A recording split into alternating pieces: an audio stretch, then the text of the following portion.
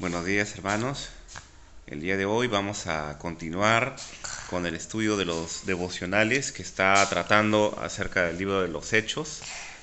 Estamos a la altura del capítulo 14 y en esta oportunidad nos toca tratar acerca del versículo 14 al 18. Entonces vamos a en este momento dar lectura a este pasaje y posteriormente vamos a desarrollarlo, a ver qué enseñanzas tiene el Señor para nosotros el día de hoy. Bien, síganme en sus Biblias. Yo tengo acá la Reina Valera del 60. Cualquier versión que tengas alterna es totalmente útil y válida. Bien, vamos a darle lectura. Y dice así, versículo 14. Cuando lo oyeron los apóstoles, Bernabé y Pablo rasgaron sus ropas y se lanzaron entre la multitud dando voces y diciendo: varones, ¿por qué hacen esto? Nosotros también somos hombres semejantes a ustedes, que les anunciamos que de estas vanidades se conviertan al Dios vivo, que hizo el cielo y la tierra, el mar y todo lo que en ellos hay. En las edades pasadas Él ha dejado a todas las gentes andar en sus propios caminos. Si bien no se dejó a sí mismo sin testimonio, haciendo bien, dándonos lluvias del cielo y tiempos fructíferos, llenando de sustento y de alegría nuestros corazones. Y diciendo estas cosas, difícilmente lograron impedir que la multitud les ofreciese sacrificio. Bien, vamos entonces a desarrollar este pasaje que está muy nutritivo espiritualmente para nosotros. Bien, he titulado este pequeño devocional Convirtiéndonos al Dios vivo, ¿no? Entonces vamos a introducirnos en este pasaje y lo primero que el pasaje nos va a mostrar es un momento en el que Pablo y Bernabé, durante la misión en Listra, donde tras un milagro las personas comenzaron a adorarlos como dioses. Entonces la reacción de Pablo y Bernabé es una lección bastante poderosa sobre el verdadero propósito de la vida, ¿no? Y la relación que debemos o deberíamos tener con el Señor.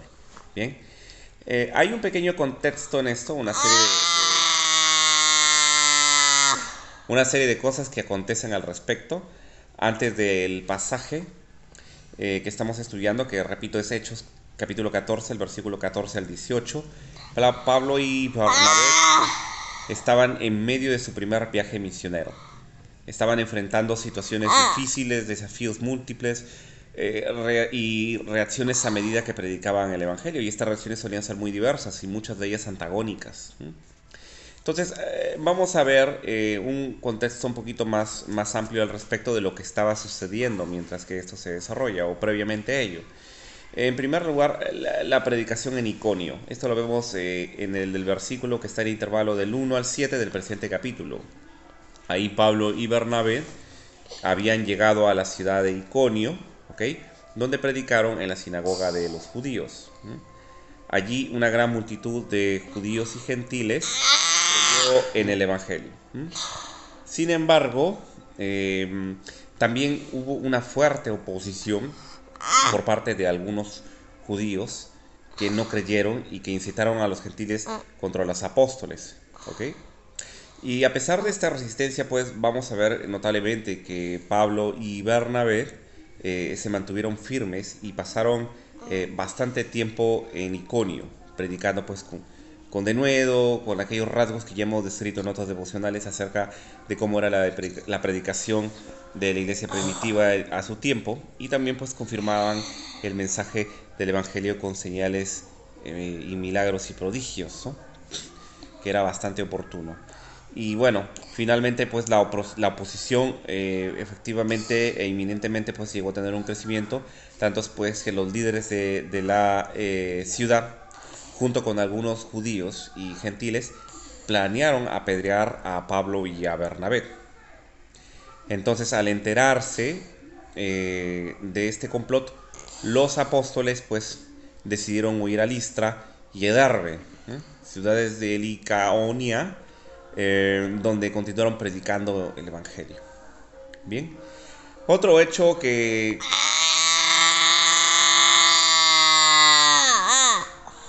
Otro hecho que precede es el milagro de Listra. Esto está en el intervalo del versículo 8 al 13, previamente a lo que estamos estudiando en este tiempo. Entonces, al llegar a Listra, Pablo pues, y Bernabé encontraron a un hombre cojo de nacimiento que nunca había podido caminar. Entonces, mientras Pablo predicaba, se dio cuenta pues de que este hombre tenía la fe para ser sanado, ¿no? Para recibir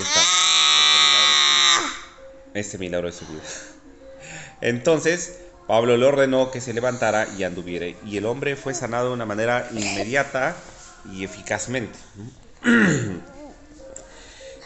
Lo que causó pues un gran impacto en la multitud que presenció el milagro. Esto definitivamente era algo que realmente tenía un impacto muy fuerte en la sociedad, en la comunidad primitiva de ese primer siglo, ¿no? Entonces la reacción de la gente de Listra fue pues muy significativa. En lugar de reconocer a Dios como el autor del milagro, comenzaron a suponer que Pablo y Bernabé pues eran una especie de deidades, de dioses que habían descendido en forma humana, y llamaron a Bernabé Júpiter, el dios principal de la mitología romana, y a Pablo lo llamaron Mercurio, que era el dios mensajero. Y bueno, porque Pablo era el principal orador, el principal expositor, digámoslo así. Incluso el sacerdote de Júpiter trajo toros y guirnaldas para ofrecer sacrificios a ellos. Tamaña figura, ¿verdad? Y bueno, el presente hecho, en tercer lugar, que sería la respuesta de Pablo y Bernabé, que es pues lo que nos encontramos en esas inmediaciones, tratando de hallar enseñanzas al respecto. Entonces, ese es el contexto inmediato del pasaje que estamos mencionando, ¿no? Al ver lo que la multitud estaba haciendo, Pablo y Bernabé pues rasgaron sus ropas, ¿no? Un gesto judío de dolor y de rechazo, y se lanzaron pues entre la multitud para detener la idolatría que se estaba ejecutando en ese momento indebidamente, ¿no? Y ellos aclararon pues de una manera fehaciente que eran simplemente hombres, y dirigieron a la multitud hacia el Dios vivo, el creador de todas las cosas, ¿no? Diciendo que debían dejar esas vanidades y volverse a Él. Bueno, este trasfondo nos va a resaltar el contraste entre la predicación del Evangelio y la idolatría en las culturas paganas. Y nos va a mostrar el desafío pues que enfrentaron los apóstoles al predicar en un mundo lleno de creencias politeístas y supersticiones, que era el pan de cada día en aquellos tiempos. Muy bien, vamos entonces a entrar ya en la estructura de este devocional, y habiendo ya hecho un bordeo previo, en primer lugar tendríamos que hablar del peligro de la idolatría humana, ¿no? Lo que está tratado entre el versículo 14 y versículo 15. Vamos a ver ahí que hay un punto que entra muy a tallar, es la reacción de la multitud al ver el milagro que se estaba ejecutando. Y pues es la suposición de que Pablo y Bernabé eran especies de divinidades, y queriendo ofrecerles ellos sacrificios al instante. Y este incidente pues va a resaltar el peligro de la idolatría humana, ¿no? A lo largo de la historia, el ser humano pues ha tenido la tendencia de adorar la creación en lugar del creador, ¿no? O reemplazantes en lugar del verdadero autor, ¿no?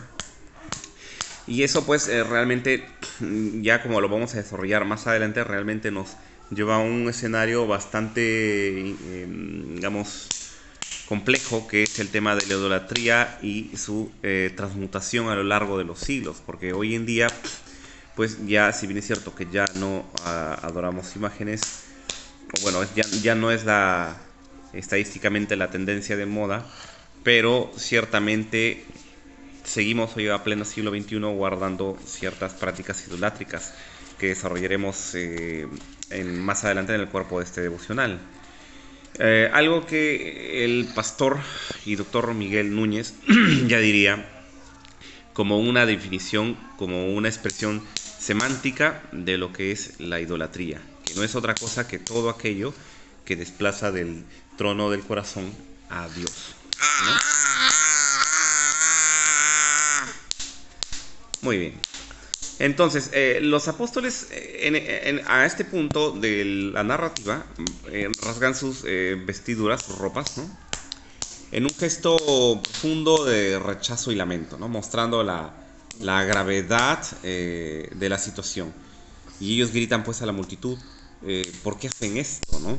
Una expresión muy reclamativa.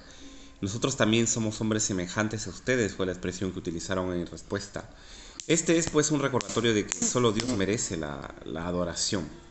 En nuestra vida cotidiana pues podemos caer en formas sutiles de idolatría, ¿no? Un rezago histórico de lo que sería la idolatría, como la admiración, por ejemplo, excesiva de las personas, objetos o ideas, desviándonos de la adoración que solamente Dios merece, ¿no? Esta figura de rasgar las vestiduras es pues, una práctica común pues, en la cultura judía y en el antiguo cercano oriente, ¿sí? Que tenía un significado emocional, simbólico, ¿sí? Y que consistía en romper o desgarrar la ropa en un momento de gran angustia, dolor o indignación, ¿sí? O también el lamento, ¿sí? Este gesto era una forma bastante visible de expresar públicamente el sufrimiento, la desesperación o incluso hasta la protesta. Los significados específicos de rasgar las vestiduras, pues básicamente eran el dolor y el duelo, que no es otra cosa más que una respuesta común ante la muerte de un ser querido, ¿no? O alguna gran tragedia. Hay algunos ejemplos de esto en la Biblia, como por ejemplo, cuando Jacob rasgó sus ropas al enterarse, pues, o al creer que su hijo José había muerto. Esto está en el capítulo 37 del libro de Génesis, ¿sí? Otra posible motivación a ello, al rasgado de vestiduras, es la indignación moral o religiosa, ¿no? Pues también se hacía este tipo de rasgados en situaciones donde se percibía una blasfemia o una grave ofensa contra Dios. Por ejemplo, un ejemplo mal aplicado aquí sería, porque el otro es un ejemplo, digamos, relativamente bien aplicado, pero este no. Por ejemplo, el sumo sacerdote que rasgó sus vestiduras cuando escuchó Jesús afirmar que él era el hijo de Dios, ¿no? Lo que él en su momento, y erróneamente, vale aclararlo, consideró una blasfemia. Y eso está narrado en capítulo 26 del libro de Mateo. Y un tercer punto podría ser también el rechazo de la idolatría. En el caso de de Pablo y Bernabé, en el pasaje que nos encontramos estudiando, ¿no? Donde se ve también pues el acto del rasgado de las vestiduras, ¿no? Entonces, en resumen, el rasgado de las vestiduras en la Biblia pues, va a representar una demostración externa de emociones intensas, ya sea dolor, arrepentimiento, rechazo ante una situación que se percibe como incorrecta o incluso pecaminosa. En todo caso, lo que nosotros podríamos rescatar de esta práctica de rasgado de vestiduras es ante la indignación o el dolor que nos puede producir nuestras propias faltas, ¿no? Nuestras propias transgresiones, el pecado que a diario tenemos que lidiar con él y muchas veces no nos va tan bien, ¿no? En todo caso, el arrepentimiento, ¿okay? El arrepentimiento que viene del griego metanoia, tendría que tener este rasgo de rasgado de vestidura, pero espiritual, ¿sí? Y es muy importante ello porque al no haber un pesar, una carga, un dolor por el pecado, sería una sintomatología de que a lo mejor o a lo peor la persona que está experimentando estas situaciones realmente ha cicatrizado y ya no siente, se ha vuelto indolente a las faltas o al pecado, ¿no? Y esto ya es preocupante. Bien. Ok. Entonces, hay un segundo punto en tanto al llamado a dejar las vanidades. ¿Ya?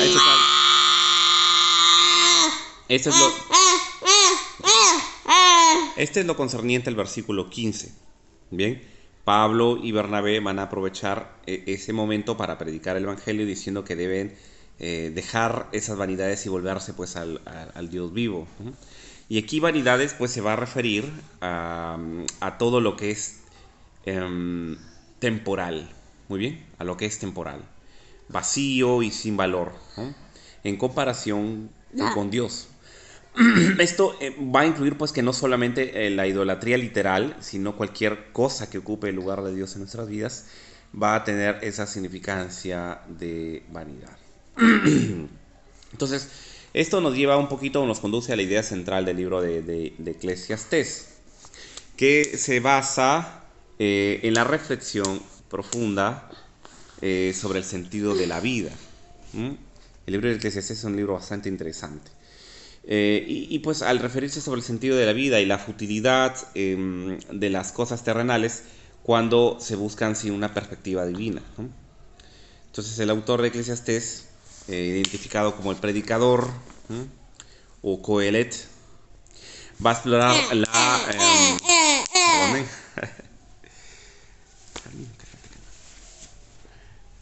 Bien, entonces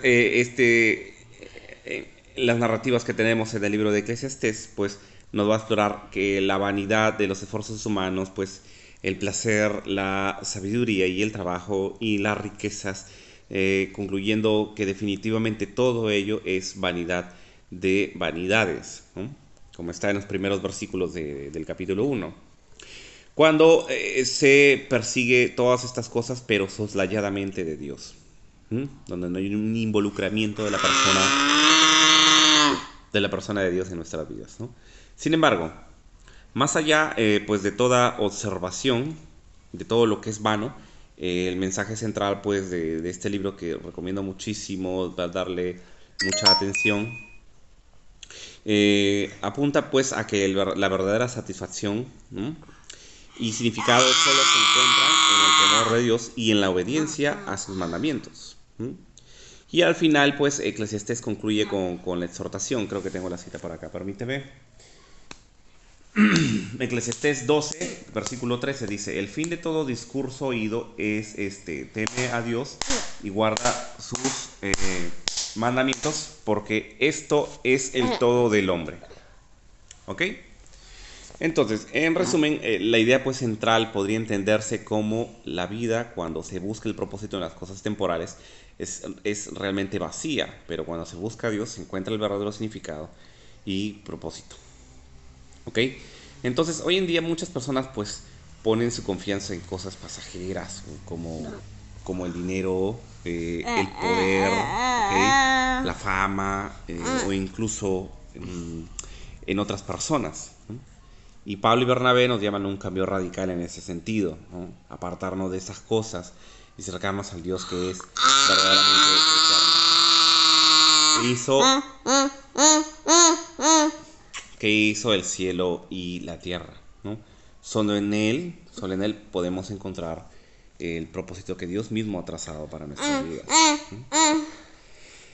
Ok, un tercer punto, vamos avanzando, sería que Dios siempre ha dado testimonio de su bondad. Eso está en el intervalo del versículo 16 y 17, ¿no? A pesar pues de que la humanidad ha seguido sus propios caminos en generaciones pasadas, Dios no se ha dejado sin testimonio.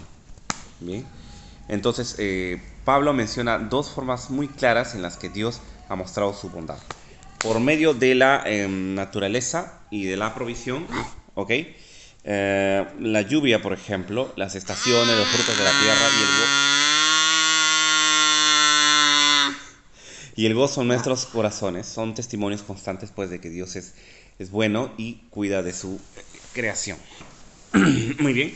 Entonces, este punto nos va a invitar a reflexionar sobre cómo Dios ha sido fiel en nuestra vida, incluso cuando nosotros no lo hemos buscado. ¿Ok? Permíteme. Bien, entonces, cada bendición, cada provisión es una invitación de Dios a reconocer su presencia. No podemos decir que Dios está distante, ausente de ninguna manera. Su obra pues está presente en todo lo que nos rodea. Entonces, esto nos lleva un poquito a pensar acerca de la revelación de Dios, ¿no? En tanto a la revelación general y la revelación particular que Él ha mostrado, ¿no? Eh, la revelación particular y natural son dos formas pues, en las que Dios se da a conocer a la humanidad y cada una con un enfoque distinto, ¿no? Por ejemplo, la revelación natural o general pues se va a referir en tanto al conocimiento que de Dios se puede obtener a través de la creación, la naturaleza y el universo, ¿no?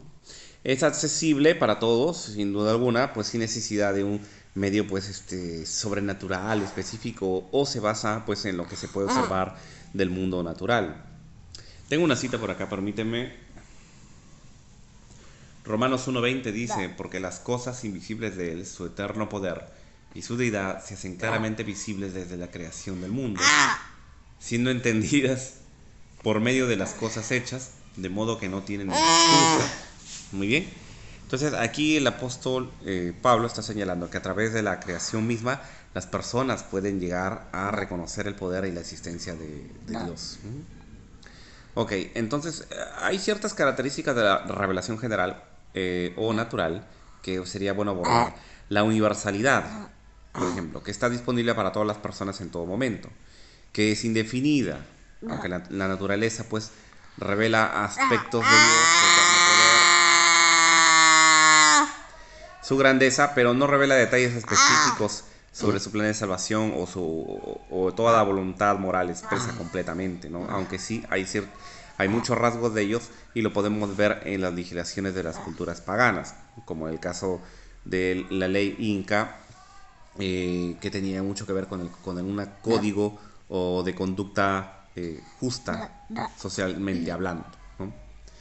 Pero también hay otro rasgo más, otra característica de la revelación general, que es la suficiencia para la condenación. Aunque la revelación natural no es suficiente para que las personas pues reconozcan a Dios, porque no hay, digamos, detalles al respecto, ¿no? No es suficiente para llevarlas al conocimiento de la salvación de Cristo. Ahora, al respecto,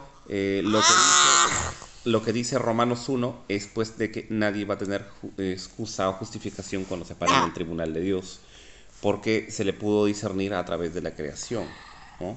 Entonces, aunque no hay, a través de la creación, no hay un detalle específico como sí lo tiene la revelación particular, que es lo que vamos a ver en un momento. Pero ciertamente en el juicio justo de Dios, el juicio por obras, realmente nadie va a poder pararse y pasar desapercibido, porque todos pudimos tener de alguna u otra manera esta revelación de parte de Dios. Muy bien. Y este segundo punto, Y en este segundo punto, entonces, la revelación particular o revelación especial. La revelación particular ya viene a ser el conocimiento de Dios que se obtiene de una manera directa y específica que pues Dios ha dado a la humanidad, ¿no? A través de medios más sobrenaturales, ¿no? Esto incluye pues la Biblia, por ejemplo, la intervención de Dios, los profetas y sucesos históricos narrados en la Biblia, como por ejemplo la encarnación de nuestro Señor Jesucristo. En Hebreos, el capítulo 1, los primeros 2 versículos dice lo siguiente, mira aquí te leo. Dice, Dios habiendo hablado muchas veces y de muchas maneras en otro tiempo a los padres por los profetas, en estos tiempos, en estos postreros días nos ha hablado por el Hijo, a quien constituyó heredero de todo y por quien asimismo hizo el universo. Bien, entonces aquí vamos a ver al autor de Hebreos pues señalar que Dios nos ha revelado su voluntad, ¿ok? Y su verdad a través ok, entonces a través de los profetas y luego de manera culminante a través de la misma persona del Señor Jesucristo. Entonces esta parte ciertamente Ok, entonces, algunas características de la revelación en particular, pues es que es específica, o sea, no es accesible a todo el mundo de una manera automática, como la revelación natural que se puede percibir a través de las cosas creadas. Requiere medios específicos, como por ejemplo la presencia misma de las escrituras y la predicación del Evangelio de las naciones. Otro rasgo es que es redentora. Puede revelar el plan de salvación de Dios, su carácter, su voluntad para la humanidad y detalles sobre quién es Él.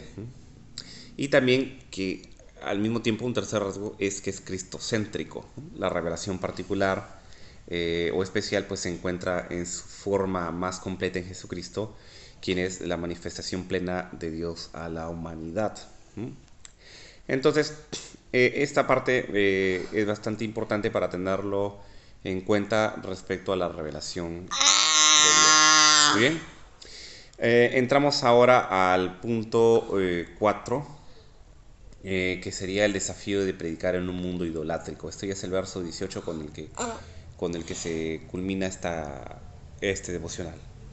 Entonces, a pesar de todos los esfuerzos pues por desviar a la multitud de la idolatría, Pablo y Bernabé apenas logran detenerlos. Este versículo pues nos muestra lo difícil que es a veces cambiar la mentalidad de las personas que han estado inmersas en la idolatría. Sin embargo,